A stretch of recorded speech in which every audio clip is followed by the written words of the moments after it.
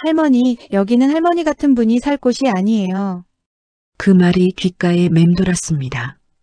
머리를 흔들어도 지워지지 않는 마치 뜨거운 인두로 지진 것 같은 그 한마디. 저를 쳐다보던 젊은 여자의 눈빛에는 연민도 미안함도 없었습니다. 그저 지저분한 것을 치우고 싶어하는 사람의 표정이었어요. 하지만 그때 저는 아무 말도 하지 못했습니다. 손술의 손잡이를 꼭 쥔 채 그저 고개를 숙였을 뿐이었죠. 핸드폰 알람이 울리기 전에 눈이 떠졌습니다. 73년을 살다 보니 몸이 알아서 새벽 4시 50분이면 깨어나더군요. 침대 옆 탁자에 놓인 시계를 보니 정확히 4시 48분. 요즘은 2분씩 일찍 일어나는 것 같습니다. 이불을 걷고 일어나 거실로 나왔습니다. 작은 원룸이에요. 방 하나, 부엌 하나, 화장실 하나. 이게 전부입니다. 창문으로 보이는 그린힐 아파트 단지의 불빛들이 하나둘 켜지기 시작했어요. 누군가는 출근 준비를 하고 누군가는 아이 도시락을 싸고 있겠죠. 저도 준비를 시작했습니다. 부엌에서 보리차 한 잔을 따라 마시고 어젯밤에 빨아둔 고무장갑을 손에 꼈습니다. 10년은 넘게 신은 운동화를 신고 현관 옆에 걸린 낡은 파란 점퍼를 입었어요. 지퍼가 반쯤 고장나서 끝까지 올라가지 않지만 입기엔 이만한 게 없습니다. 가볍고 편하거든요. 거울을 보니 머리가 산발입니다. 빗으로 몇 번 쓸어 넘기고 낡은 모자를 눌렀었어요. 오늘도 이만하면 됐지? 혼잣말을 하며 현관문을 열었습니다. 복도는 아직 어둡고 조용했어요. 형광등 불빛만이 쓸쓸하게 복도를 비추고 있었습니다. 엘리베이터를 타고 1층으로 내려갔습니다. 관리사무소 옆 구석진 곳에 제 손수레가 있어요. 빨간색 페인트가 벗겨지고 바퀴 하나는 삐걱거리지만 15년째 저와 함께한 동반자입니다. 남편이 사준 마지막 선물이기도 하고요. 손수레를 끌고 아파트 단지 안쪽으로 들어갔습니다. 새벽 5시의 아파트는 고요했습니다. 가로등 불빛 아래로 긴 그림자가 따라왔어요. 저와 손수레의 그림자. 어쩐지 오늘따라 그 그림자가 더 구부정해 보였습니다. 백일동 쓰레기 분리수거장에 도착했습니다. 벌써 누군가 버린 택배 상자들이 쌓여 있었어요. 멀쩡한 종이 상자인데 그냥 버리다니. 아까워서 어쩔 수가 없습니다. 고무 장갑을 낀 손으로 상자들을 하나씩 펼쳤습니다.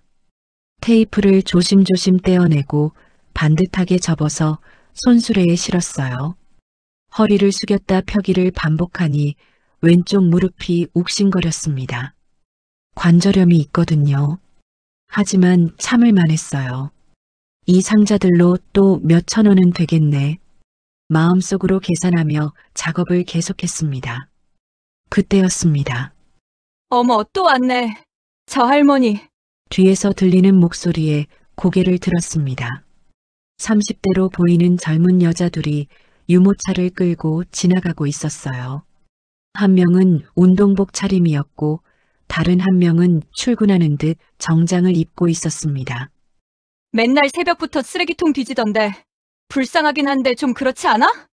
그니까 우리 아파트 이미지도 있고 아이들한테도 안 좋잖아. 두 여자는 저를 힐끗 쳐다보더니 빠른 걸음으로 지나갔습니다. 유모차 바퀴 소리만 남기고요. 저는 다시 고개를 숙이고 상자를 접었습니다. 손이 미세하게 떨렸어요. 나는 쓰레기를 뒤지는 게 아니야.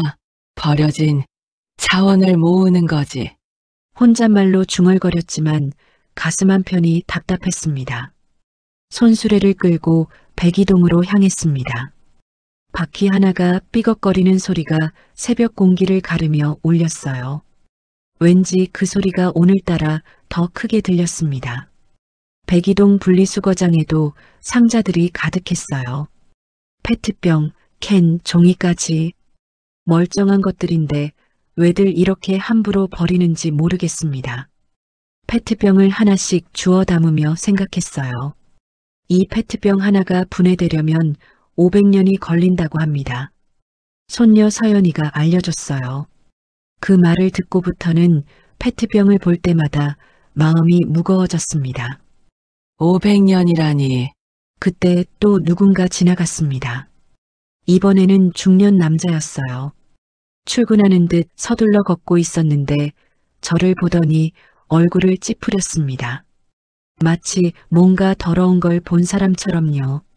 저는 본체만체하고 작업을 계속했습니다. 익숙한 일이니까요. 15년 동안 수없이 겪은 시선들이니까. 손수레가 제법 무거워졌습니다. 백삼동까지 다녀오면 오늘 작업은 끝날 것 같았어요. 경비실을 지나가는데 안에서 목소리가 들렸습니다. 또 민원 들어왔어요. 폐지 줍는 할머니 때문에. 에휴, 나도 알아요. 근데 어떡해요? 못 쫓아내는데. 왜요? 주민들이 불편해하는데 당연히 출입 금지시켜야죠. 경비 아저씨의 목소리는 조심스러웠지만 젊은 여자 목소리는 날카로웠습니다. 아마 입주민 대표인 것 같았어요. 저는 발걸음을 멈추지 않고 지나갔습니다. 하지만 가슴이 쿵쾅거렸어요. 내가 왜 나가야 하는데? 나도 이 아파트 사람인데. 손잡이를 더 세게 쥐었습니다. 손바닥에 손수레 쇠가 파고드는 것 같았어요. 백삼동은 단지에서 가장 안쪽에 있습니다. 여기까지 오면 사람들 눈에 덜 띄어서 마음이 조금 편해요. 상자를 접고 있는데 갑자기 헤드라이트 불빛이 저를 비췄습니다. 누군가 차를 세우더니 창문을 내렸어요. 검은색 BMW였습니다. 어머니! 익숙한 목소리에 고개를 들었습니다. 아들 준호였어요. 준호는 황급히 차에서 내렸습니다. 정장을 단정하게 차려입고 머리에는 왁스를 발라 반들반들했어요. 출근하는 길인가 봅니다. 어머니! 지금 뭐 하시는 거예요? 준호의 목소리에는 짜증이 섞여 있었습니다. 폐지 좀 줍고 있어. 저는 담담하게 대답했어요. 제발 그만하시라니까요! 사람들이 다 봐요! 준호가 주변을 둘러보며 목소리를 낮췄습니다. 어머니가 이러시면 저희가 얼마나 창피한지 아세요? 창피하다고? 내가 뭘 잘못했길래 창피하다는 거야? 가슴속에서 뜨거운 게 올라왔지만 꾹 눌렀습니다. 너한테 피해 준 적 없잖니? 피해요! 이게 피해가 아니고 뭐예요? 어머니 때문에 저희가 아파트에서 얼마나 눈칫밥 먹는지. 준호는 말을 마치지 못하고 한숨을 푹 쉬었습니다.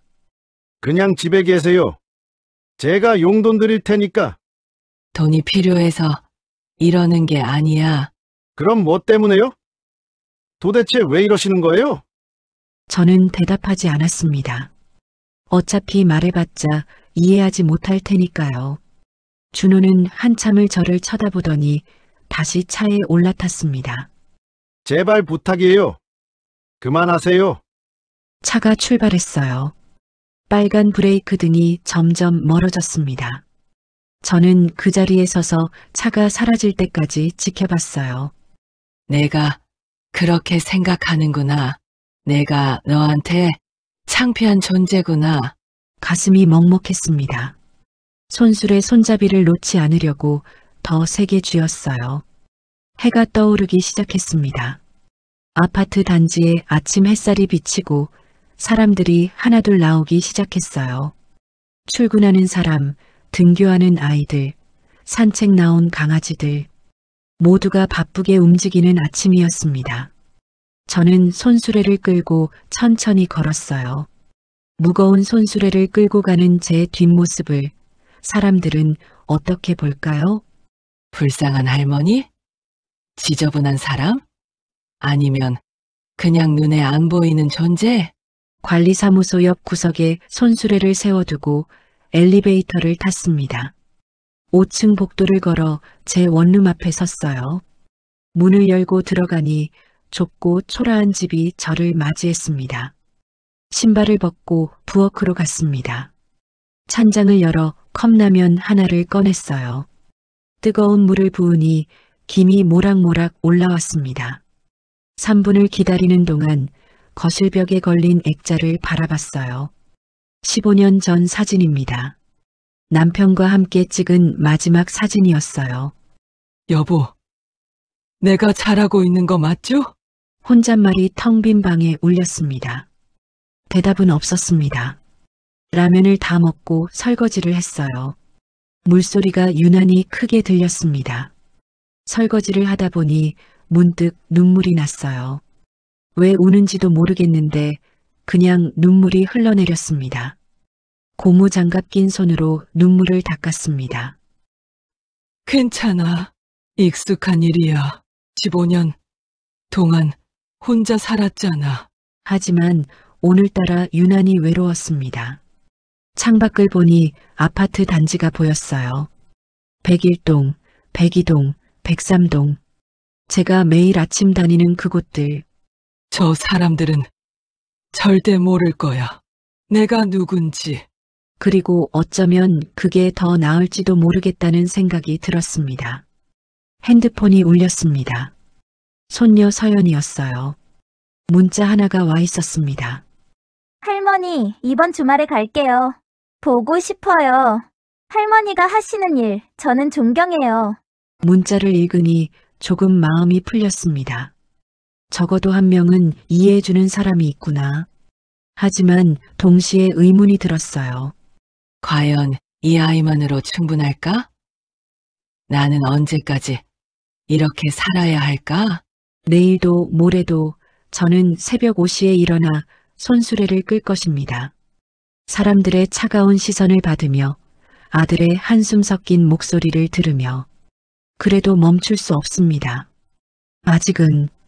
그날 저녁 저는 평소처럼 보리차를 끓이고 있었습니다.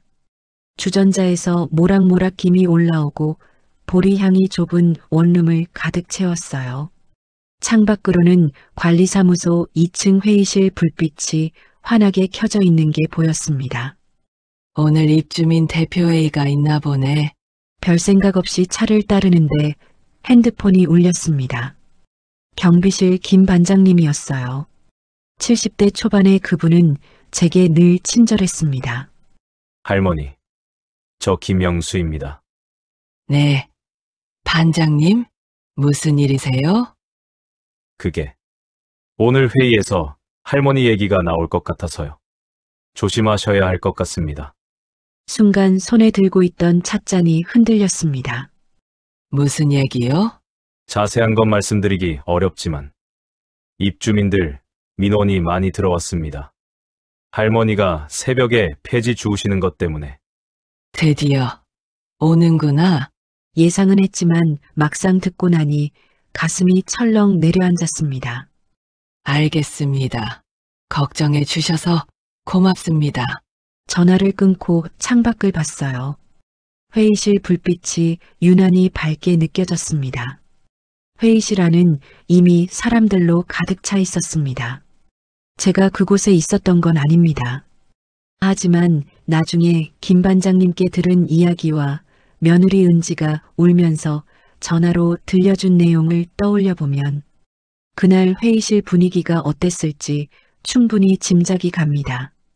입주민 대표 강민정, 37세의 그 여자는 회의 테이블 상석에 앉아 서류를 정리하고 있었을 거예요. 그 옆에는 동별 대표들과 부녀회장, 그리고 몇몇 주민들이 앉아 있었겠죠. 제 며느리 최은지도 그 자리에 있었습니다. 백이동 대표로 참석한 거였어요. 명품 핸드백을 무릎에 올려놓고 긴장한 표정으로 앉아 있었다고 합니다. 그럼 오늘 회의를 시작하겠습니다. 민정의 목소리는 차갑고 단호했을 거예요. 오늘 안건은 총 3가지인데요. 먼저 주차장 증축 문제, 그 다음 놀이터 보수, 마지막으로 민정이 잠시 말을 멈췄습니다. 폐지 줍는 할머니 출입 금지 건입니다. 순간 회의실이 술렁였을 겁니다. 은지의 얼굴이 하얗게 질렸겠죠. 심장이 쿵쾅거리고 손에 쥔 핸드백 손잡이를 더 세게 쥐었을 거예요. 설마 시어머니 얘기는 아니겠지? 은지는 속으로 기도했을 겁니다. 지난 한 달간 관리사무소로 들어온 민원이 총 23건입니다. 민정이 서류를 들어보이며 말했어요. 모두 새벽에 폐지를 줍는 할머니 한 분 때문입니다. 쓰레기통을 뒤지고 손수레 끄는 소리가 시끄럽고 무엇보다 아파트 이미지를 해친다는 내용이죠. 맞아요. 우리 아이가 엄마, 저 할머니 왜 저래? 라고 물어봤는데 뭐라고 설명해야 할지 모르겠더라고요. 30대 초반으로 보이는 젊은 엄마가 말했습니다. 저희 아파트가 평당 가격이 얼마인데요. 그런 분이 돌아다니면 집값에도 영향이 있을 것 같아요. 다른 주민이 거들었어요. 은지는 목구멍까지 올라오는 말을 꼭 삼켰을 겁니다. 제발 다른 사람이었으면 좋겠어. 그래서 제안합니다. 외부인 출입을 더 철저히 통제하고 특히 폐지수거 목적으로 들어오는 분들은 경비실에서 제지하도록 하면 어떨까요? 민정의 제안에 여러 사람이 고개를 끄덕였습니다. 잠깐만요. 은지가 조심스럽게 손을 들었어요. 그런데 혹시 그분이 이 아파트 주민일 수도 있지 않을까요? 순간 회의실이 조용해졌습니다. 주민이요? 설마요. 보셨잖아요. 그 차림새를. 민정이 콧방귀를 뀌었어요. 낡은 점퍼에 고무장갑, 손수레까지 끌고 다니는데 어떻게 우리 아파트 주민이겠어요? 이 아파트 관리비만 해도 한 달에 30만 원이 넘는데. 그래도 확인은 해봐야 하지 않을까요? 은지가 다시 말했지만 이미 분위기는 기울어져 있었습니다. 확인할 것도 없어요. 매일 새벽 5시부터 돌아다니는 걸 보면 여기 사는 사람이 아닌 게 분명해요. 설사 주민이라 해도 다른 주민들에게 피해를 주는 행동은 중단시켜야죠. 그럼 투표하겠습니다. 폐지 줍는 할머니 출입 통제에 찬성하시는 분? 손이 하나둘 올라갔습니다. 은지는 손을 들지 못했어요. 온몸이 얼어붙은 것처럼 움직이지 않았습니다. 시어머니면 어떡하지? 아니야, 아닐 거야. 12표.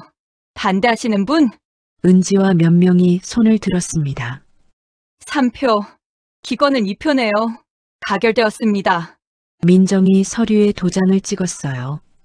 내일부터 경비실에 공문을 내리겠습니다. 폐지수거 목적 외부인은 출입을 금지하고 주민이라 하더라도 다른 주민에게 피해를 주는 행동은 삼가도록 경고 조치하겠습니다. 회의가 끝났습니다. 사람들이 하나둘 일어나 나가는데 은지는 자리에서 일어나지 못했어요. 확인해야 해. 설마 그분이? 저는 평소처럼 새벽 5시에 일어나 손수레를 끌고 나왔습니다. 그런데 경비실 앞에 김 반장님이 서 계셨어요. 어제와 달리 표정이 굳어 있었습니다. 반장님, 무슨 일이세요? 할머니. 어제 회의에서 결정이 났습니다. 김 반장님이 조심스럽게 말을 꺼냈어요. 앞으로는 폐지 수거를 하시면 안 됩니다.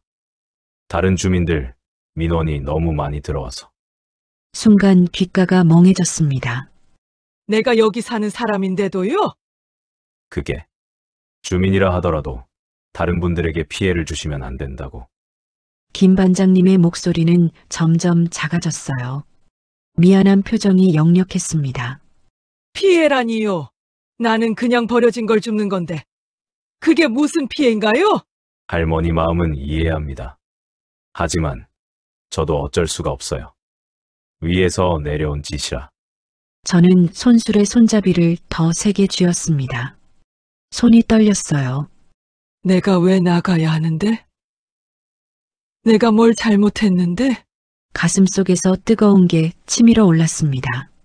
하지만 김 반장님께 화낼 수는 없었어요. 그분도 난처한 입장인 걸 알았으니까요. 알겠습니다. 저는 그렇게만 대답하고 돌아섰습니다. 할머니, 정말 죄송합니다. 뒤에서 김 반장님의 목소리가 들렸지만 저는 대답하지 않았어요. 손수레를 끌고 천천히 걸었습니다. 삐걱거리는 바퀴 소리만 새벽 공기에 울려 퍼졌어요. 며느리 은지였어요. 어머니시죠? 정말 어머니세요? 은지의 목소리는 울먹이고 있었습니다. 그래, 나야. 어머니, 왜 그러세요?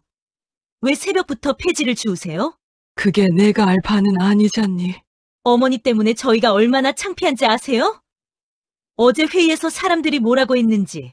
은지는 울면서 어제 회의 내용을 쏟아냈어요. 저는 가만히 듣고 있었습니다. 전화기 너머로 들리는 며느리의 흐느낌과 그 이면에 숨은 걱정 아닌 걱정이 느껴졌어요. 결국 너도 체면이 중요한 거구나.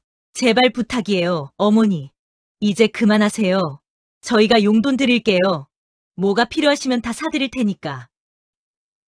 은지야, 네, 어머니. 나는 돈이 필요해서 이러는 게 아니야. 너는 이해 못 할 거야. 그럼 뭐 때문에 그러세요? 도대체 왜요? 저는 대답하지 않았습니다. 어머니, 준호도 스트레스 너무 받아요. 회사 사람들이 다 아는 것 같아요. 우리 시어머니가 폐지 줍는다고. 가슴이 답답했습니다. 미안하구나. 내 남편한테 창피를 주려던 건 아니었는데. 목소리가 떨렸어요. 참으려 해도 감정이 새어나왔습니다. 어머니, 이제 연락하지 마. 나도 좀 생각할 시간이 필요해. 전화를 끊었습니다. 저는 창가에 앉아 아파트 단지를 바라봤습니다. 101동, 102동, 103동. 저기 사는 사람들은 절대 모를 겁니다. 그 건물들이 누구 소유인지, 매일 아침 폐지를 줍던 그 할머니가 누구인지. 알면 뭐가 달라질까? 문득 그런 생각이 들었어요. 손에 들고 있던 찻잔을 내려놓았습니다. 차는 이미 식어 있었어요. 탁자 위에 놓인 가족 사진을 봤습니다. 10년 전 설날에 찍은 사진이에요. 아들 준호, 며느리 은지, 어린 손녀 서연, 그리고 저. 그때는 모두가 웃고 있었습니다. 언제부터 우리가 이렇게 됐을까? 사진 속 제 얼굴을 보니 눈물이 났어요. 15년 전 남편이 돌아가신 후 저는 혼자가 됐습니다. 자식들은 재산만 관심이 있었고 저를 정말로 걱정해주는 사람은 없었어요. 그래서 시작한 게 폐지 줍기였습니다. 아까운 걸 아끼고 나눌 줄 아는 사람이 되라던 여보의 말. 그 말을 지키려고 15년을 살았는데 결국 제가 얻은 건 무엇일까요? 자식들의 원망과 이웃들의 차가운 시선. 창밖으로 해가 떠올랐습니다. 사람들이 하나둘 나와 출근 준비를 하고 있었어요. 저는 더 이상 저들 사이를 걸을 수 없습니다. 출입 금지 당한 사람이니까요. 제 집 앞에서 핸드폰이 다시 울렸습니다. 이번에는 아들 준호였어요. 하지만 저는 받지 않았습니다. 대신 손수레가 놓여있는 관리사무소 구석을 멀리서 바라봤어요. 빨간색 페인트가 벗겨진 그 손수레. 15년 동안 저와 함께한 동반자. 이제 더 이상 끌 수 없는 걸까? 아니면 내가 누군지 알려줘야 하는 걸까? 하지만 그러고 싶지 않았습니다. 돈이 있다는 게 밝혀지면 사람들이 저를 대하는 태도가 달라질 거예요. 그건 제가 원하는 게 아니었어요. 저는 그저 사람들이 겉모습이 아니라 마음을 봐줬으면 좋겠습니다. 하지만 그게 가능할까요? 이 세상에서 초인종이 울렸습니다. 저는 설거지를 하다 말고 손을 닦았어요. 누가 왔을까요? 이 시간에 저를 찾아오는 사람은 거의 없습니다. 현관 인터폰 화면을 보니 아들 준호가 서 있었어요. 정장 넥타이를 느슨하게 풀고 피곤한 얼굴로 초인종을 누르고 있었습니다. 문을 열었습니다. 어머니, 준호의 목소리는 지쳐 있었어요. 들어오려. 준호가 신발을 벗고 들어왔습니다. 좁은 원룸을 둘러보는 그의 얼굴에는 복잡한 감정이 스쳤어요. 어머니, 여기서 사시는 거 아직도 적응이 안 왜 이런 데서? 앉아라.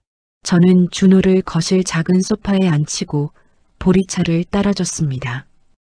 준호는 차를 한 모금 마시더니 고개를 숙였어요. 어머니, 제발 부탁이에요. 또 그 말이었습니다. 이제 정말 그만하세요. 폐지 줍는 거. 너 때문에 창피해서 그러는 거지? 어머니, 솔직하게 말해봐. 내 친구들이 뭐래? 회사 사람들이 수근거리니? 준호는 대답하지 못했어요. 그저 입술만 꾹 깨물고 있었습니다. 역시 그렇구나. 어머니. 저도 이해하려고 노력했어요. 근데 이해가 안 돼요. 도대체 왜 그러시는 겁니까? 준호의 목소리가 떨렸어요. 돈이 필요하신 거면 제가 드릴게요. 매달 얼마든지. 그러니까 제발. 돈이 아니라고 했잖니? 그럼 뭡니까? 심심하셔서요? 그럼 취미 생활을 하시든지 친구분들 만나시든지 하세요? 왜 하필 폐지를 줍는 겁니까? 저는 준호를 조용히 바라봤습니다. 이 아이는 평생을 돈의 가치만 배우며 자랐어요. 아끼는 것, 나누는 것, 자원을 소중히 여기는 것. 그런 건 이 아이에게 중요하지 않았습니다. 준호야, 네, 어머니. 너는 아빠가 돌아가시기 전에 뭐라고 하셨는지 기억하니? 준호는 잠시 생각하더니 고개를 저었어요. 잘 기억이 안 나요. 그럴 줄 알았어. 남편은 병원 침대에 누워 제 손을 잡았습니다. 여보, 우리 큰돈 벌었어요. 그래요. 여보, 고생 많았어요. 근데 말이에요. 돈이 있으면 사람이 변해요. 우리 아들도 그렇게 될까봐 걱정이에요. 남편의 목소리는 약했지만 또렷했어요. 당신이 지켜줘요. 아들한테 돈을 함부로 주지 말고 검소하게 사는 법을 가르쳐줘요. 그리고 남편이 제 손을 더 세게 쥐었습니다. 아까운 걸 아끼고 나눌 줄 아는 사람이 되라고 알려줘요. 그게 진짜 부자예요. 그게 남편의 마지막 부탁이었습니다. 너 아빠는 아끼고 나누는 사람이 진짜 부자라고 했어. 그래서 폐지를 주우신다고요? 준호의 목소리에 짜증이 묻어났어요. 어머니, 그건 아빠 세대 얘기예요. 지금은 달라요. 지금은 체면이 더 중요하다는 거지? 준호는 대답하지 못했습니다. 저는 찻잔을 내려놓았어요. 손이 미세하게 떨렸습니다. 준호야, 내가 그렇게 생각하는구나. 어머니, 나는 내 아빠 약속을 지키려고 했어. 15년 동안 버려지는 자원이 아까워서 그걸 모아 필요한 곳에 기부하려고 했던 거야. 그게 뭐가 잘못된 거니? 잘못된 게 아니라 방법이 잘못됐어요. 굳이 그렇게 안 해도 기부는 할 수 있잖아요. 그럼 내가 해봤니? 버려지는 페트병 하나하나가 얼마나 아까운 건지 생각해봤어? 어머니, 그게 중요한 게 아니잖아요. 준호의 목소리가 높아졌어요. 중요한 건 어머니 때문에 저희 가족이 지금 아파트에서 웃음거리가 됐다는 거예요. 은지는 사람들 만나는 게 무서워서 밖에도 안 나가고 서연이는 학교에서 친구들한테 할머니 얘기 들었대요. 순간 가슴이 철렁 내려앉았습니다. 서연이가? 네, 그 애도 스트레스 받아요. 할머니가 창피하다고. 서연이까지. 손녀 서연이, 제가 믿었던 유일한 가족. 어머니, 제발 이제 그만하세요. 우리 집안 생각 좀 해주세요. 저는 천천히 고개를 들었습니다. 준호를 똑바로 쳐다봤어요. 준호야, 네, 어머니. 나가렴. 네? 어머니? 이제 연락하지 마. 내가 원하는 대로 해줄 수 없어. 어머니, 왜 이러세요? 나는 내 신념대로 살 거야. 내가 창피하다면 어쩔 수 없지. 하지만 나는 멈출 수 없어. 준호가 일어섰습니다. 얼굴이 새빨개져 있었어요. 어머니가 그렇게 나오시면 저도 어쩔 수 없어요. 그래. 어쩔 수 없겠지. 정말 이러실 거예요? 저는 대답하지 않았습니다. 준호는 한참을 저를 쳐다보더니 현관으로 향했어요. 신발을 신으며 마지막으로 말했습니다. 후회하실 거예요. 어머니, 문이 쾅 닫혔습니다. 저는 소파에 그대로 앉아 있었습니다.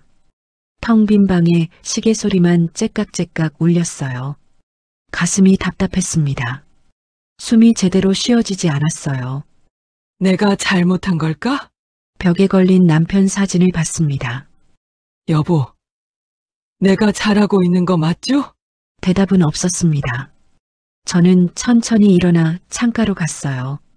밤하늘에 별이 몇 개 보였습니다. 아파트 불빛들이 하나둘 꺼지고 있었어요. 모두가 나를 떠나는구나. 아들도, 며느리도, 이웃들도, 어쩌면 손녀 서연이도. 저는 이제 정말로 혼자가 됐습니다. 핸드폰을 들었어요. 서연이에게 전화를 걸까 하다가 멈췄습니다. 아니야, 그 아이한테 짐이 되고 싶지 않아. 핸드폰을 다시 내려놓았습니다. 침대에 누웠지만 잠이 오지 않았어요. 천장을 바라보며 생각했습니다. 계속해야 할까? 아니면 정말로 멈춰야 할까? 15년 동안 지켜온 신념, 남편과의 약속. 하지만 그 대가로 모든 걸 잃고 있습니다. 눈을 감으니 눈물이 흘러내렸어요. 여보, 나 너무 외로워요. 알람이 울렸습니다. 저는 눈을 떴어요. 한숨도 자지 못한 밤이었습니다. 몸을 일으켜 거실로 나왔습니다. 손수레는 관리사무소 구석에 있습니다. 더 이상 끌 수 없어요. 하지만 저는 낡은 점퍼를 입고 고무장갑을 꼈습니다. 멈출 수 없어. 아직은. 비록 손수레는 못 끌지만 작은 봉투라도 들고 나갈 수 있습니다. 현관문을 열었어요. 새벽 공기가 차가웠습니다. 저는 천천히 복도를 걸었습니다. 혼자라도 괜찮아. 옳다고 믿는 일을 하는 거니까. 하지만 가슴 한편은 여전히 무거웠습니다. 창밖으로 빗소리가 들렸습니다. 저는 거실 바닥에 앉아 신문지를 펼쳐놓고 있었어요. 비가 와서 나갈 수 없으니 집에서라도 할 수 있는 일을 해야 했습니다. 작은 종이 상자들을 반듯하게 접고 있는데 초인종이 울렸어요. 누굴까? 준호는 아닐 텐데. 인터폰 화면을 보니 빗물에 젖은 젊은 여자가 서 있었습니다. 후드티를 입고 배낭을 맨 모습이 낯익었어요. 서연이? 할머니, 저예요. 얼른 문을 열었습니다. 손녀 서연이가 물기 묻은 얼굴로 서 있었어요. 23살 대학교 4학년인 이 아이는 제가 제일 아끼는 손녀였습니다. 어머, 왜 우산도 안 쓰고 얼른 들어와. 서연이가 신발을 벗으며 웃었습니다. 우산 챙기는 거 깜빡했어요. 할머니 보고 싶어서 급하게 나왔거든요. 저는 수건을 가져다 서연이의 머리를 닦아줬어요. 젖은 머리카락에서 빗물이 뚝뚝 떨어졌습니다. 감기 걸리겠어. 옷 좀 갈아입어야겠다. 괜찮아요, 할머니. 금방 마를 거예요. 서연이는 거실을 둘러봤어요. 바닥에 놓인 신문지와 접힌 상자들을 보더니 조용히 말했습니다. 할머니, 아빠한테 들었어요. 아파트에서 폐지 못 줍게 됐다고. 저는 대답 대신 보리차를 따라줬습니다. 그래, 민원이 많이 들어왔대. 할머니가 뭘 잘못하셨다고요? 서연이의 목소리에 화가 섞여 있었어요. 할머니는 환경을 위해 자원을 아끼려고 하신 건데 사람들은 왜 그걸 몰라줄까요? 이 아이는 알아주는구나. 가슴이 뭉클했습니다. 서연아, 내 아빠가 그러던데 너도 학교에서 친구들한테 할머니 얘기 들었다며? 서연이가 고개를 저었어요.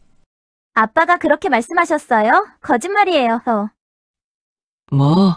저는 오히려 친구들한테 자랑했어요. 우리 할머니가 제로 웨이스트 운동을 실천하신다고. 눈물이 날 것 같았습니다. 서연이가 제 손을 잡았어요. 할머니, 저는 할머니가 하시는 일이 정말 멋있다고 생각해요. 환경 동아리에서도 비슷한 걸 하거든요. 버려지는 자원을 모아서 재활용하고 수익금은 기부하고. 내가 그런 활동을 했구나. 네. 그래서 더 잘 알아요. 할머니가 얼마나 대단한 일을 하시는지. 서연이는 바닥에 놓인 상자들을 쳐다봤어요. 할머니, 제가 도와드릴게요. 아니야. 넌 공부해야지. 괜찮아요. 오늘은 할머니 도우러 온 날이에요. 서연이는 옆에 앉아 상자를 접기 시작했습니다. 두 손으로 테이프를 조심스럽게 떼어내고 반듯하게 접는 모습이 꼭 어릴 적 남편을 닮았어요. 할머니, 이 상자들은 어디로 가져가세요? 재활용센터에 갖다 주면 키당 얼마씩 줘. 많진 않지만 모이면 꽤 돼. 그 돈은 어떻게 쓰세요? 다 환경단체에 기부해. 15년 동안 그렇게 해왔어.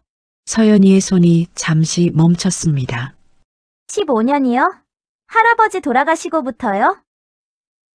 응, 네. 할아버지가 부탁하셨거든. 아끼고 나누라고. 할머니, 서연이의 눈에 눈물이 맺혔어요. 왜 아무도 할머니 마음을 몰라줄까요? 이렇게 좋은 일을 하시는데. 사람들은 겉모습만 보니까 낡은 옷 입고 손수레 끄는 할머니? 그게 다야. 그건 사람들이 잘못된 거예요. 잠시 침묵이 흘렀습니다. 빗소리만 창문을 두드렸어요. 할머니, 응, 내일 제가 같이 나가도 될까요? 할머니 도와드리고 싶어요. 순간 가슴이 철렁했습니다. 안 돼. 내가 왜? 할머니 혼자 하시기 힘드시잖아요. 손수레도 못 쓰시고. 제가 함께하면 더 많이 모을 수 있어요. 서연아, 사람들 시선이. 신경 안 써요. 할머니가 옳은 일을 하시는 거니까요. 서연이의 눈빛은 확고했습니다. 저는 이 아이의 어깨를 붙잡았어요. 내 앞날에 해가 될 수도 있어. 할머니, 저는 제가 믿는 대로 살고 싶어요. 할머니처럼요. 이 아이 정말 컸구나. 눈물이 흘러내렸습니다. 서연이가 제 등을 토닥였어요. 할머니, 우리 같이 해요. 둘이서. 서연이가 약속대로 왔습니다. 편한 운동복 차림에 고무장갑을 가져왔어요. 배낭에는 큰 봉투들이 들어 있었습니다. 정말 괜찮겠니? 네. 할머니, 어서 가요. 우리는 함께 백일동 분리수거장으로 갔습니다. 새벽 공기는 차가웠지만 옆에 손녀가 있으니 외롭지 않았어요. 서연이는 능숙하게 상자들을 펼치고 접었습니다. 할머니, 이 페트병들 뚜껑 분리해야 해요. 이게 더 잘 재활용돼요. 그래? 내가 더 잘 아는구나. 환경 동아리에서 배웠어요. 우리는 말없이 작업을 계속했습니다. 할머니와 손녀가 새벽 분리수거장에서 나란히 앉아 폐지를 줍는 모습. 이상하게 보일 수도 있지만 저는 행복했습니다. 저것 좀 봐. 손녀까지 동원했네. 뒤에서 들리는 목소리에 고개를 돌렸습니다. 출근하는 30대 부부가 저희를 보며 수군거렸어요. 아침부터 저러면 우리 애들도 보잖아. 교육상 안 좋은데. 그니까 관리사무소에 다시 민원 넣어야겠어. 서연이의 손이 잠깐 멈췄습니다. 저는 서연이의 손을 꼭 잡았어요. 신경 쓰지 마. 네, 할머니. 하지만 서연이의 얼굴이 굳어 있었습니다. 우리는 작업을 마치고 봉투를 들고 집으로 돌아왔어요. 관리사무소에서 전화가 왔습니다. 박영숙님, 관리소장입니다. 네, 오늘 아침에 또 민원이 들어왔습니다. 손녀분까지 데리고 폐지 수거를 하셨다고요. 내 손녀도 안 됩니까? 주민 분들께서 불편해하십니다. 특히 아이들 교육에 안 좋다고. 저는 전화를 끊어버렸습니다. 서연이가 걱정스러운 얼굴로 쳐다봤어요. 할머니, 쟤 때문에. 아니야. 내 잘못이 아니야. 하지만 가슴이 답답했습니다. 내가 서연이에게까지 피해를 주는구나. 핸드폰이 울렸습니다. 아들 준호였어요. 받지 않으려다가 받았습니다. 어머니, 서연이까지 왜 끌어들이세요? 준호의 목소리는 분노로 가득했어요. 그 애 장래의 해가 될 수도 있어요. 나중에 취업할 때 불이익 받으면 어떡하려고요? 서연이가 자기 의지로 온 거야. 그래도 어머니가 말려야죠. 그 애는 어려서 몰라요. 준호야, 서연이는 내가 생각하는 것보다 훨씬 더 똑똑한 아이야. 어머니, 제발 정신 좀 차리세요. 전화가 끊겼습니다. 서연이가 조용히 제 옆에 앉았어요. 할머니, 제가 문제를 만들었네요. 아니야, 하지만 아빠가. 서연아. 저는 손녀의 손을 잡았습니다. 내가 옆에 있어줘서 고마워. 15년 만에 처음으로 외롭지 않았어. 서연이가 제 어깨에 머리를 기댔어요. 저도요. 할머니. 할머니랑 함께해서 행복했어요. 우리는 한참을 그렇게 앉아 있었습니다. 밖에서는 또 비가 내리기 시작했어요. 하지만 저는 알고 있었습니다. 더 큰 폭풍이 몰려오고 있다는 것을. 관리소장 이태수는 책상 앞에 앉아 한숨을 쉬었습니다. 아침부터 입주민 대표 강민정이 찾아와 30분째 따지고 있었어요. 소장님, 이게 말이 됩니까? 제가 몇 번을 말씀드렸어요? 민정의 목소리는 날카로웠습니다. 폐지 줍는 할머니 한 분 때문에 우리 아파트 이미지가 얼마나 나빠지는지 아세요? 이제 손녀까지 데리고 다니던데요. 입주민 대표님, 진정하세요. 제가 할머니께 여러 번 경고했습니다. 경고가 아니라 강제 퇴거시켜야죠. 저분이 정말 여기 사는 분이 맞긴 한 겁니까? 태수는 잠시 머뭇거렸습니다. 사실 그도 궁금했어요. 박영숙 할머니가 정말 이 아파트 입주민이 맞는지. 확인해 보겠습니다. 지금 당장 확인해 주세요. 만약 여기 사는 분이 아니라면 즉시 출입금지 조치해야 합니다. 민정이 의자에 팔짱을 끼고 앉았어요. 당장 확인하겠다는 듯이. 태수는 컴퓨터를 켰습니다. 입주민 명단을 열고 박영숙을 검색했어요. 검색 결과가 떴습니다. 박영숙, 백이동 505호. 여기 계시네요. 백이동 505호. 그럼 주인이세요? 세입자예요? 태수는 다음 페이지로 넘어갔습니다. 소유주 명단. 백이동 505호 소유주 박영숙. 주인이십니다. 에휴, 그럼 쫓아낼 수도 없네요. 하지만 다른 주민들한테 피해 주는 건 막아야 합니다. 민정이 말하는 동안 태수는 무심코 화면을 스크롤했어요. 박영숙이라는 이름이 또 눈에 띄었습니다.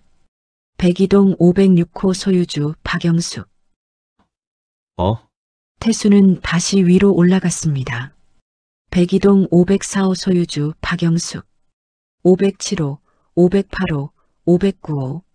모두 박영숙. 이게 무슨... 손이 떨리기 시작했습니다. 태수는 백일동을 검색했어요. 백일동 전체 호수가 화면에 떴습니다. 505호부터 1210호까지 40세대. 모든 소유주가 박영숙이었습니다. 소장님, 왜 그러세요? 얼굴이 왜 그래요? 민정이 이상하다는 듯 물었습니다.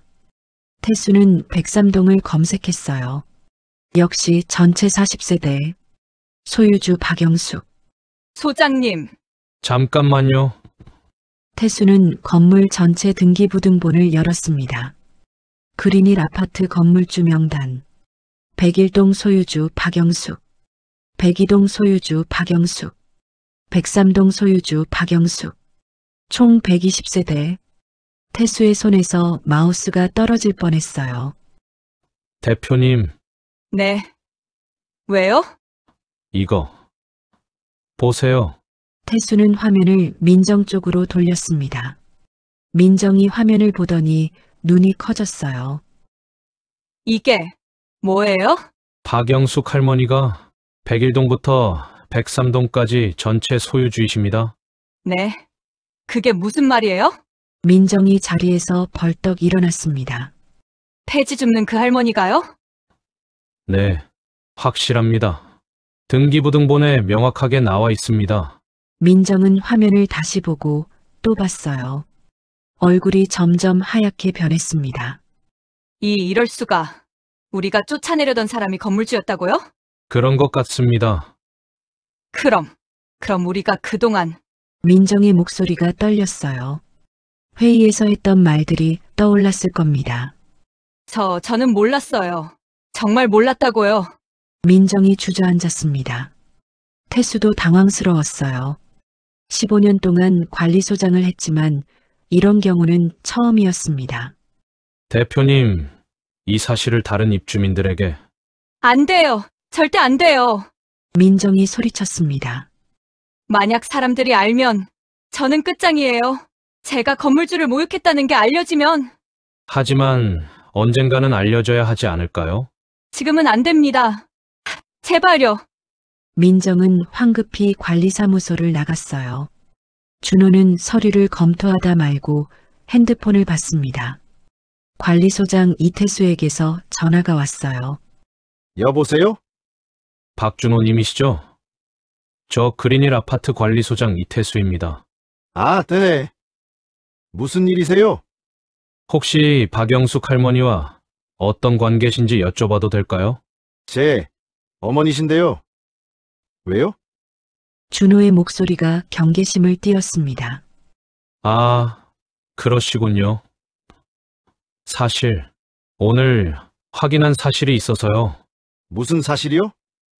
어머님께서 저희 아파트 101동부터 103동까지 전체 소유주이신 걸 아십니까? 순간 준호의 손이 멈췄습니다. 네. 뭐라고요? 등기부등본에 명확히 나와 있습니다. 120세대 전부 어머님 명의로. 잠깐만요. 그게 무슨 말씀이세요? 준호는 믿을 수 없다는 표정이었어요. 어머니가 아파트 한두 채 갖고 계신 건 알았습니다. 아버지가 돌아가시고 유산으로 물려받은 것으로 알고 있었어요. 하지만 120세대 전체라니. 혹시 어머님 재산 규모를 모르셨습니까? 저는 아버지 돌아가신 후에 아파트 몇 채 있다고만 들었는데.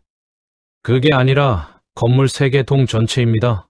시세로는 태수가 잠시 계산했어요. 평당 2천만 원이니까 대략 1,500억 정도 될 것 같습니다. 준호는 의자에서 일어났습니다. 1,500억이요? 네. 임대, 수익까지 합치면 더 많을 겁니다. 준호는 말을 잃었어요. 어머니가 그렇게 많은 재산을.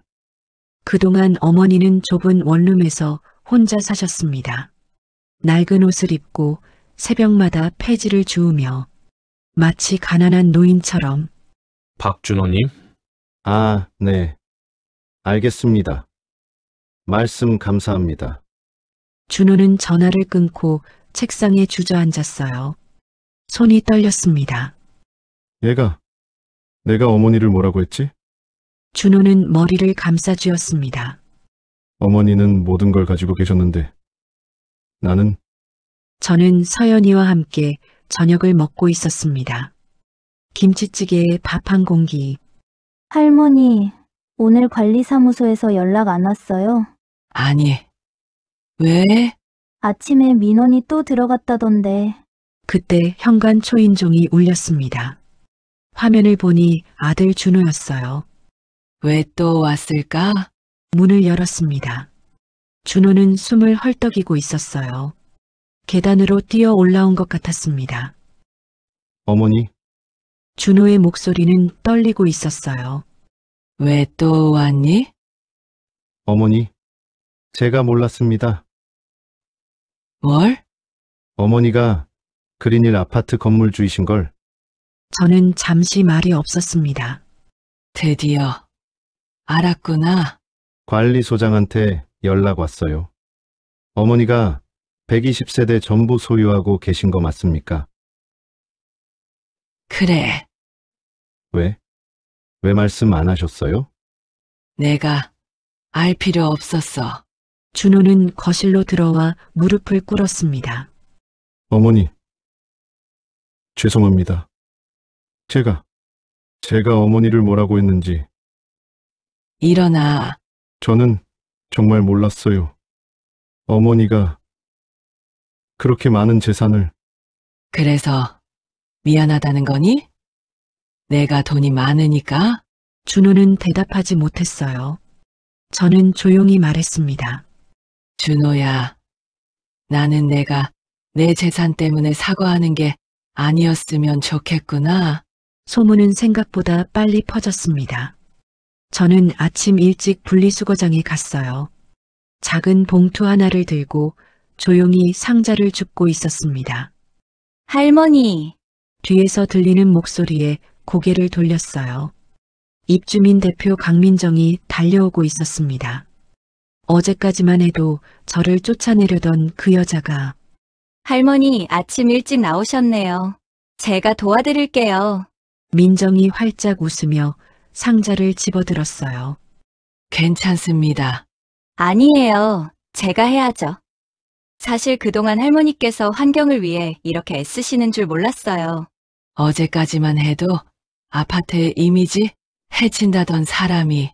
저는 민정을 조용히 바라봤습니다. 할머니, 그동안 제가 무례했던 점 정말 죄송해요. 오해가 있었어요. 무슨 오해요? 할머니께서 이렇게, 그러니까 이 아파트 건물주이실 줄. 말끝을 흐리는 민정의 얼굴에서 진심을 찾을 수 없었어요. 그저 어색한 미소만 떠 있을 뿐이었습니다. 다음 주 입주민 회의 때 할머니를 특별히 초대하고 싶은데요. 환경보호 활동에 대해 말씀해 주시면. 사양하겠습니다. 네? 왜요? 할 말이 없어서요. 저는 봉투를 들고 돌아섰습니다. 민정의 얼굴이 굳어지는 게 보였지만 신경 쓰지 않았어요. 원룸으로 돌아가는 길에 김 반장님을 만났습니다. 할머니, 잠깐만요. 김 반장님이 급히 달려왔어요. 할머니, 제가 정말 몰랐습니다. 할머니께서 건물주이신 줄. 알았어요. 반장님. 앞으로는 손수레도 마음껏 쓰세요. 주차장 한쪽에 보관함도 만들어드리고 분리수거장도 할머니 전용으로. 필요 없습니다. 네. 지금까지 하던 대로 하면 됩니다. 저는 엘리베이터에 올랐어요. 문이 닫히기 전 김 반장님의 당황한 얼굴이 보였습니다. 돈을 알고 나니 태도가 달라지는구나. 가슴이 답답했습니다. 점심을 먹고 있는데 또 초인종이 울렸습니다. 이번에는 준호와 며느리 은지가 함께 왔어요. 문을 열자 두 사람이 깍듯이 인사했습니다. 어머니, 저희가 점심 사드리려고요. 호텔 뷔페 예약했어요. 은지가 환하게 웃으며 말했어요. 어제까지만 해도 전화로 울면서 창피하다던 며느리가 배불러요. 아니에요. 어머니, 밖에서 좋은 거 드셔야죠. 요즘 제대로 못 드시는 것 같아서. 지금까지는 신경 안 쓰더니. 순간 은지의 얼굴이 굳었어요. 준호가 끼어들었습니다. 어머니, 저희가 잘못 생각했어요. 어머니 뜻을 이해하려고 노력할게요. 내 재산을 알고 나니까? 그게 아니라. 그럼 뭐니?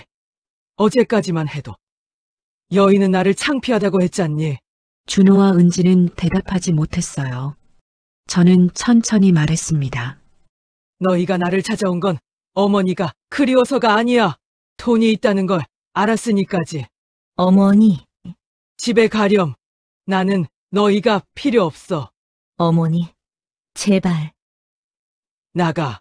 준호와 은지는 할 말을 잃고 나갔습니다. 문이 닫히고 나서야 주저앉았어요. 내 자식들도 결국 돈밖에 안 보는구나. 눈물이 흘러내렸습니다. 쓰레기를 버리러 나갔는데 복도에서 주민들을 마주쳤습니다. 어머, 할머니! 30대 젊은 엄마가 환하게 웃으며 다가왔어요. 며칠 전까지만 해도 지저분하다며 피하던 사람이었습니다. 할머니, 환경보호 활동 정말 존경스러워요. 저도 배워야겠어요. 우리 아이도 할머니처럼 되라고 가르쳐야겠어요. 다른 엄마도 거들었습니다.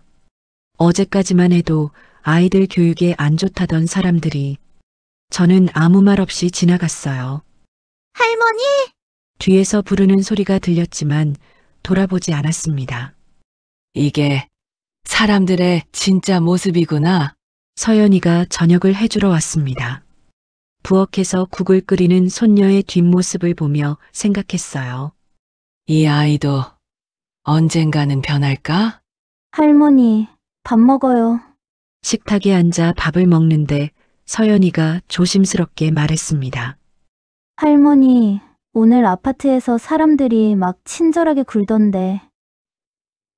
그래, 다들 할머니가 건물주인 거 알았나 봐요. 그런 것 같구나. 기분 안 좋으시죠? 저는 수저를 내려놓았어요. 서연아, 네, 할머니. 너도 그거 알고 나서 나한테 오는 거 아니지? 서연이의 손이 멈췄습니다. 할머니, 제가 그런 사람으로 보여요? 아니야. 미안해. 나도 모르게. 할머니. 서연이가 제 손을 잡았어요. 저는 처음부터 할머니가 하시는 일이 멋있어서 온 거예요. 건물주인 거 오늘 아빠한테 들었어요. 하지만 상관없어요. 정말이니? 네. 할머니가 돈이 있든 없든 저는 할머니를 사랑해요. 눈물이 왈칵 쏟아졌습니다. 서연이가 저를 껴안았어요. 할머니, 울지 마세요. 하지만 눈물은 멈출 수 없었습니다. 15년 동안 참았던 모든 게 터져 나오는 것 같았어요. 서연이가 돌아간 후 저는 창가에 앉았습니다. 아파트 불빛들이 하나둘 꺼지고 있었어요. 핸드폰에는 부재중 전화가 15통, 준호, 은지, 민정, 김반장, 그리고 모르는 번호들.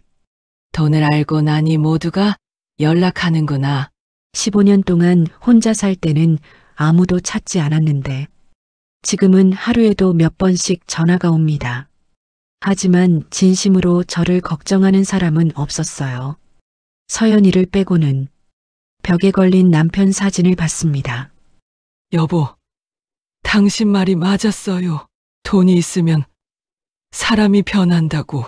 나는 그게 싫어서 숨기고 살았는데 결국 들켰네요. 조용히 중얼거렸습니다. 이제 어떻게 해야 할까요? 대답은 없었습니다. 저는 천천히 책상 서랍을 열었어요. 15년 동안 모아둔 기부 영수증들이 가득했습니다. 폐지 수거로 번 돈을 모두 환경단체에 기부한 증거들. 총액을 계산해보니 1억이 넘었어요.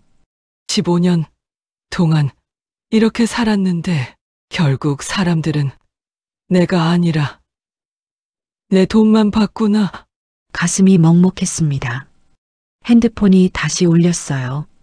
이번에는 모르는 번호였습니다. 받지 않았어요. 대신 핸드폰 전원을 껐습니다. 이제 정말로 혼자구나. 아니, 혼자가 되고 싶었어요. 돈 때문에 변한 사람들과는 함께 있고 싶지 않았습니다. 창밖을 보니 비가 내리기 시작했어요. 새벽에 폐지를 주울 수 없겠네요. 하지만 상관없었습니다. 더 이상 아무것도 하고 싶지 않아. 처음으로 그런 생각이 들었어요. 15년 동안 지켜온 신념, 남편과의 약속. 이제 의미가 없는 것 같았습니다. 사람들은 제 마음을 몰라줬으니까요. 결국 돈만 봤으니까요. 침대에 누웠습니다. 눈을 감았지만 잠은 오지 않았어요. 그저 천장을 바라보며 생각했습니다. 내가 뭘 잘못한 걸까? 처음부터 말했어야 했을까? 아니면 영영 숨기고 살았어야 했을까? 답은 나오지 않았습니다. 저는 눈을 떴습니다. 사흘 동안 밖에 나가지 않았어요. 밥도 제대로 먹지 않았습니다. 서연이가 문 앞에 음식을 두고 갔지만 손도 대지 않았어요. 이제 다 소용없어. 그런 생각만 들었습니다. 침대에서 일어나려는데 어지러웠어요. 휘청거리며 거실로 나왔습니다. 창밖을 보니 새벽 공기가 맑았어요. 마지막으로 한 번만 더. 손수레는 못 써도 봉투라도 들고 나가고 싶었습니다. 점퍼를 입고 고무장갑을 꼈어요. 현관문을 여는데 다리에 힘이 풀렸습니다. 문고리를 잡고 간신히 서 있었어요. 괜찮아. 조금만 쉬면 돼. 복도로 나왔습니다. 엘리베이터를 타고 1층으로 내려갔어요. 밖으로 나서는 순간 찬 공기가 얼굴을 때렸습니다. 101동 분리수거장으로 향했어요. 평소보다 걸음이 느렸습니다. 분리수거장에 도착해 상자를 집어드는데 갑자기 눈앞이 하얗게 변했어요. 어지러워. 상자가 손에서 떨어졌습니다. 바닥이 가까워지는 게 느껴졌어요. 쿵. 저는 그대로 쓰러졌습니다. 할머니! 할머니! 희미하게 들리는 목소리. 눈을 뜨려 했지만 무거웠어요. 빨리요! 혈압이 계속 떨어지고 있어요. 할머니, 정신 차리세요. 그 목소리는 서연이었습니다. 서연아, 미안해. 할머니가 너한테 걱정 끼쳤구나. 말하고 싶었지만 입이 떨어지지 않았어요. 다시 의식이 흐려졌습니다. 눈을 떴을 때 천장이 보였습니다. 하얀 천장, 병원 특유의 소독약 냄새. 고개를 돌리니 서연이가 의자에서 졸고 있었어요. 서연아. 작은 목소리에 서연이가 벌떡 일어났습니다. 할머니, 깨어나셨어요. 서연이의 눈에 눈물이 가득했어요. 할머니, 얼마나 걱정했는지 아세요? 3일 동안 아무것도 안 드셨다며. 미안해. 의사 선생님 부를게요. 서연이가 밖으로 뛰어나갔습니다. 곧 의사와 간호사가 들어왔어요. 할머니, 영양실조와 탈수 증상이 심했습니다. 며칠만 늦었어도 큰일 날 뻔했어요. 의사가 차트를 보며 말했습니다. 입원해서 링거 맞으시고 식사 제대로 하셔야 합니다. 알겠습니다. 감사합니다. 서연이가 대신 대답했어요. 의사가 나가고 서연이가 제 손을 잡았습니다. 할머니, 왜 그러신 거예요? 왜 밥도 안 드시고? 미안해. 할머니가 의욕이 없었어. 사람들 때문에요? 아빠 때문에요? 저는 대답하지 않았어요. 그때 병실 문이 열렸습니다. 준호와 은지가 들어왔어요. 얼굴이 창백했습니다. 어머니, 준호가 침대 옆으로 달려왔어요. 어머니. 괜찮으세요? 제가 어머니를 이렇게 만들었어요. 준호의 눈에서 눈물이 흘러내렸습니다. 은지도 울고 있었어요. 어머니, 죄송해요. 저희가 정말 잘못했어요. 됐어. 울지 마. 어머니, 저희가 너무 몰랐어요. 어머니 마음을. 점심을 먹고 있는데 병실 문이 또 열렸습니다. 입주민 대표 민정과 주민들 여럿이 꽃다발을 들고 들어왔어요. 할머니, 저희가 문병 왔습니다. 민정이 꽃을 내밀었지만 저는 받지 않았어요. 왜 오셨어요? 할머니께서 쓰러지셨다는 소식 듣고 걱정돼서. 걱정이요? 며칠 전까지만 해도 쫓아내려고 하셨는데? 순간 민정의 얼굴이 굳었습니다. 다른 주민들도 머뭇거렸어요. 저는 천천히 일어나 앉았습니다. 다들 들으세요. 제가 할 말이 있습니다. 병실이 조용해졌어요. 15년 전 남편이 돌아가시면서 저한테 부탁했어요. 아끼고 나누는 사람이 되라고. 제 목소리는 떨렸지만 또렷했습니다. 그래서 저는 매일 새벽 폐지를 주었어요. 버려지는 자원이 아까워서 500년이 걸려야 썩는 페트병들, 멀쩡한 종이 상자들, 그걸 모아서 재활용 센터에 팔았어요. 주민들이 숨을 죽이고 들었습니다. 그 돈으로 뭐 했냐고요? 전부 환경단체에 기부했어요. 서연이가 가방에서 서류 뭉치를 꺼냈어요. 할머니가 15년 동안 모아두신 기부 영수증이에요. 서연이가 영수증들을 펼쳐 보였습니다. 주민들의 눈이 커졌어요. 1억 2천만 원. 15년 동안 폐지 주워서 번 돈이에요. 한 푼도 안 쓰고 다 기부했어요. 민정의 손이 떨렸습니다. 저는 돈이 필요해서 폐지를 주운 게 아니에요. 지구가, 환경이 아까워서였어요. 우리 손주들이 살아갈 세상이 걱정돼서였어요. 눈물이 흘러내렸어요. 근데 여러분은 뭐라고 하셨죠? 지저분하다. 아파트 이미지를 해친다. 아이들 교육에 안 좋다. 주민들이 고개를 숙였습니다. 제가 건물주인 걸 알고 나서는 태도가 180도 바뀌셨어요. 갑자기 친절해지시고 존경한다고 하시고. 제 목소리가 높아졌어요. 그게 진심이었나요? 아니면 제 돈을 보고 그러신 거예요? 민정이 무릎을 꿇었습니다. 할머니, 죄송합니다.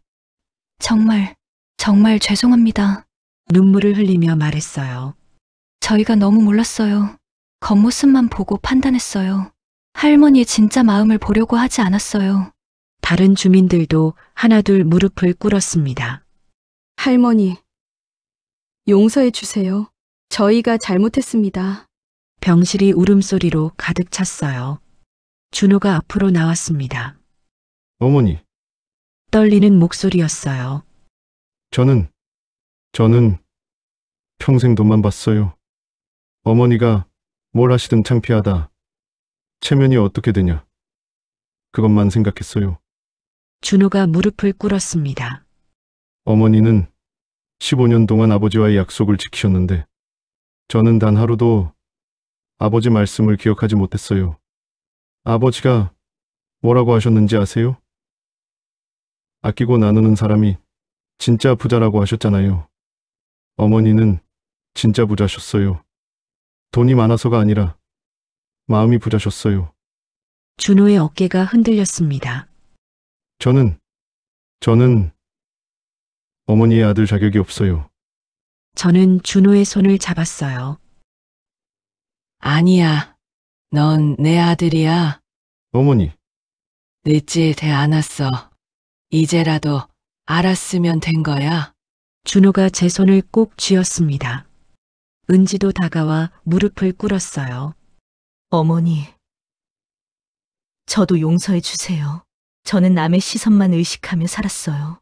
정작 중요한 게 뭔지 몰랐어요. 저는 며느리의 손도 잡아줬습니다. 서연이가 모두에게 말했어요. 여러분, 할머니께서 왜 건물주인 걸 숨기셨는지 아세요? 주민들이 서연이를 쳐다봤어요. 사람들이 진심을 보길 원하셨어요. 돈이 아니라 마음을 봐주길, 겉모습이 아니라 그 사람의 가치를 봐주길. 근데 우리는 뭘 봤나요? 낡은 옷, 손수레, 고무장갑, 그것만 봤어요. 할머니의 따뜻한 마음은, 환경을 위한 헌신은, 15년간의 기부는 아무도 보려 하지 않았어요. 서연이의 목소리가 떨렸어요. 이제라도 진짜 할머니를 봐주세요. 돈 때문이 아니라 할머니 그 자체로. 병실이 깊은 침묵에 잠겼습니다. 한 주민이 말했어요. 할머니, 저희가 정말 잘못했어요.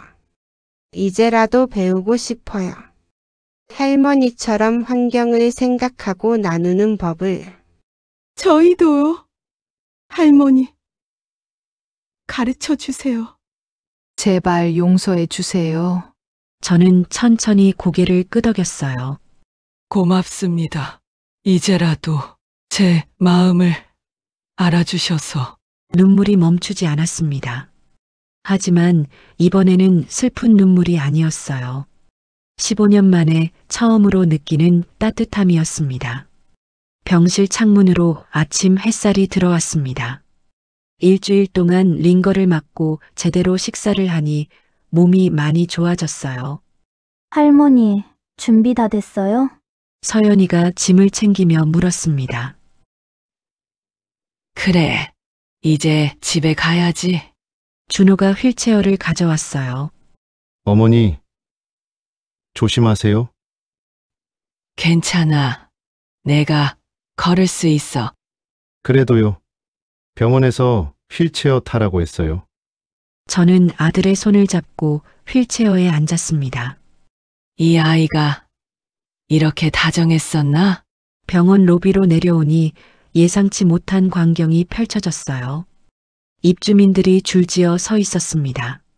손에는 꽃과 과일 바구니를 들고요. 할머니, 퇴원 축하드려요. 어서 오세요. 할머니. 민정이 앞으로 나왔습니다. 할머니, 아파트로 돌아오시는 걸 환영합니다. 이게 무슨... 저희가 할머니를 제대로 모시고 싶어서요. 주민들이 박수를 쳤어요. 가슴이 뭉클했습니다. 이제야 사람들이 날 봐주는구나. 하지만 동시에 씁쓸한 감정도 밀려왔어요. 왜 이제야? 15년이 걸려야 했을까? 집에 도착하니 깜짝 놀랐습니다. 현관 앞에 화분들이 놓여 있었어요. 복도는 깨끗이 청소되어 있었고요. 누가 이렇게... 입주민들이 돌아가며 청소했어요. 할머니 오실 준비를 했대요. 은지가 설명했습니다. 문을 열고 들어가니 냉장고에 반찬들이 가득 들어 있었어요. 이것도 주민들이 직접 만들어서 가져다 놓았어요. 이렇게까지... 눈시울이 뜨거워졌습니다. 준호가 저를 소파에 앉혔어요. 어머니, 편히 쉬세요. 제가 차 끓여올게요. 저는 방 정리할게요, 어머니. 아들과 며느리가 부지런히 움직였습니다. 저는 창밖을 바라봤어요. 101동, 102동, 103동이 보였습니다. 내 건물들. 15년 동안 숨기고 살았던 사실. 이제는 모두가 알고 있어요. 이게 좋은 걸까? 나쁜 걸까? 아직도 확신이 서지 않았습니다. 준호와 은지, 서연이가 모여 앉았습니다. 준호가 조심스럽게 말을 꺼냈어요. 어머니, 제가 제안이 하나 있습니다. 말해보렴. 어머니께서 15년 동안 하신 일을 이제 우리가 함께 했으면 합니다. 함께?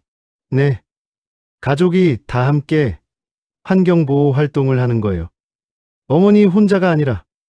은지가 거들었어요. 저도 배우고 싶어요, 어머니.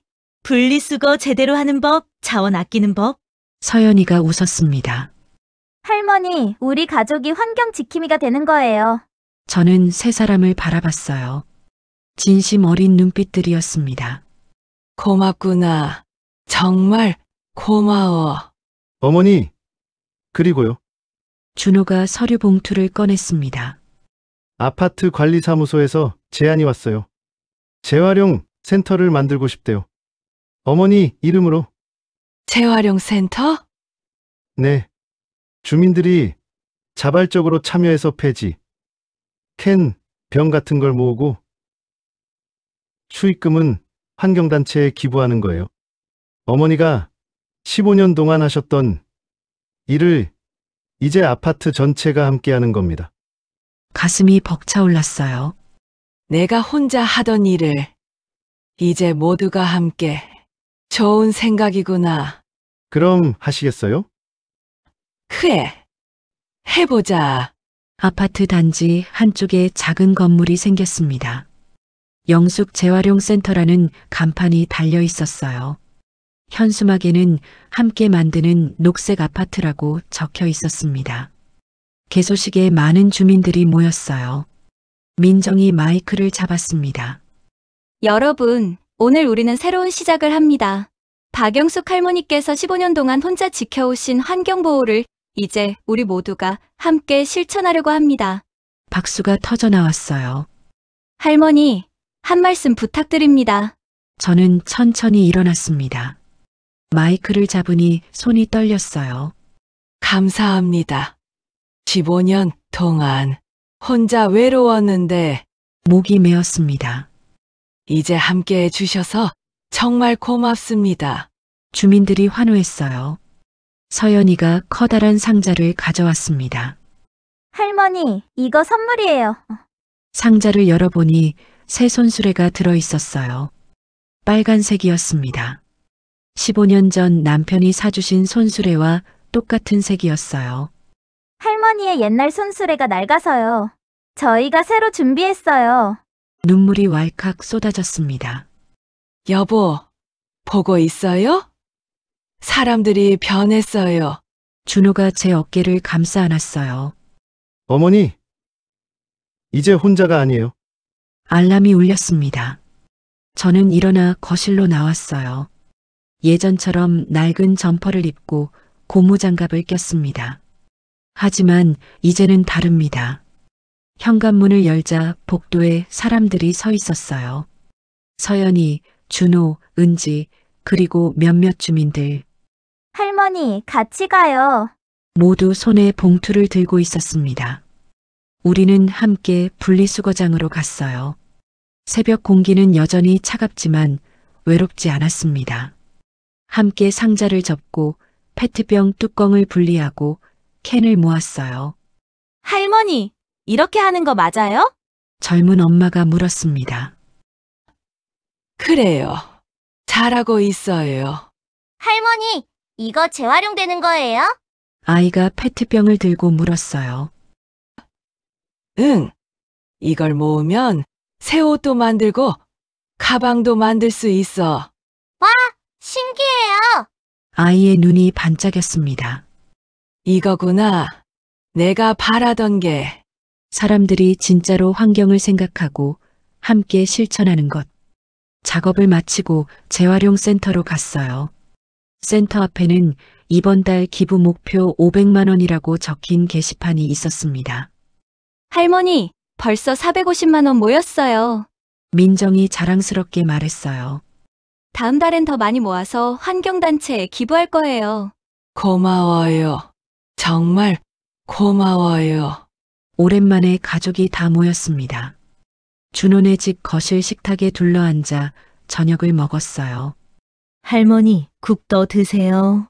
은지가 국을 떠다 줬습니다. 할머니, 오늘 학교에서 발표했어요. 우리 할머니가 환경 지킴이라고. 서연이가 신나서 말했어요. 친구들이 엄청 부러워했어요. 준호가 제 손을 잡았습니다.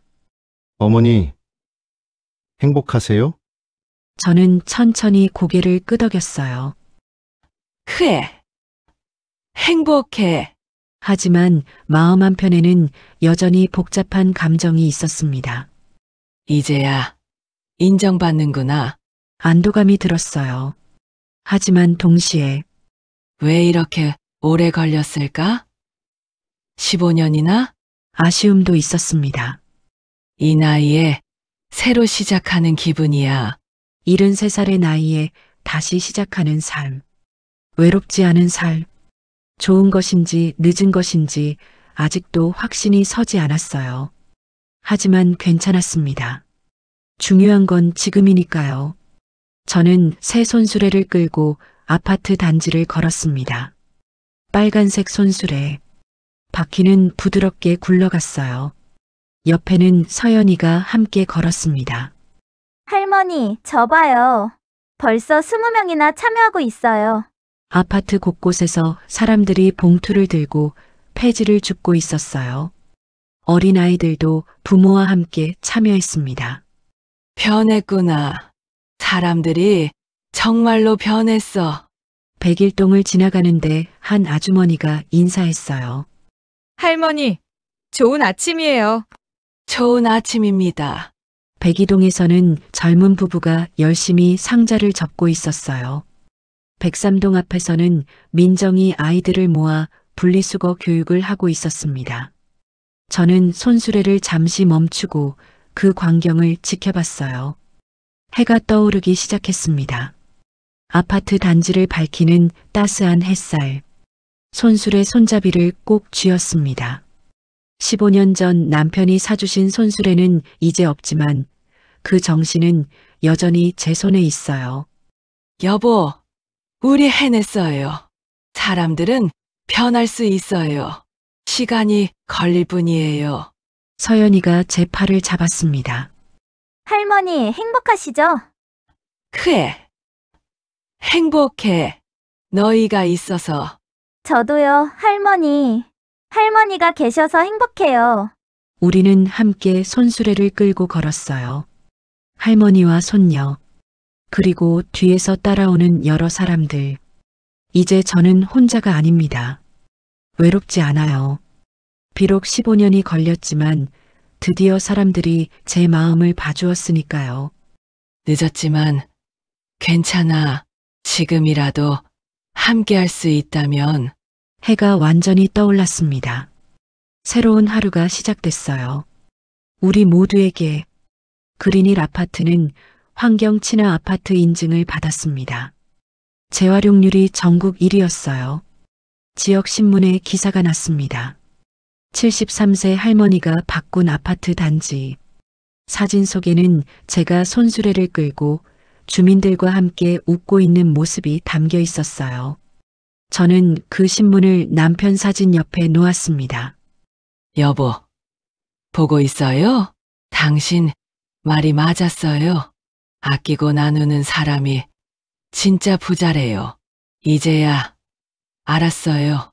창밖으로 아이들의 웃음소리가 들렸습니다. 재활용 센터 앞에서 아이들이 뛰어놀고 있었어요. 할머니 손수레라고 이름 붙인 작은 놀이터도 생겼습니다. 저는 미소 지었어요. 이게 행복이구나. 늦게 찾은 행복이지만 그래도 찾았으니 괜찮아요. 남은 인생 이렇게 살면 돼요. 사람들과 함께 환경을 지키며 나누고 아끼며